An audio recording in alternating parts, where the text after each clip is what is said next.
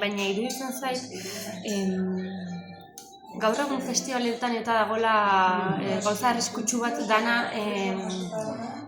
deitzen dizut emakumea zerelako holtza gainera eta kartela nahi detelako izatea parekideagoa.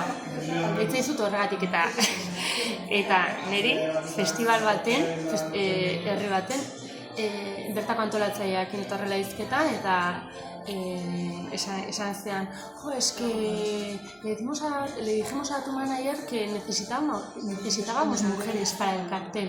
Baina, gatu nintzen, nik ez dut nahi zuk deitzea emakumea naizelako, nahi dut deitzea musikaria naizelako.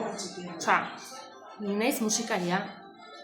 Egia da, emakumeak egon behar diala eta holtza gainean eta parekidetasun hori egon behar dela. Nire hori esatea horrela, entzaiten oso gorra eta hori kartela betetzeko.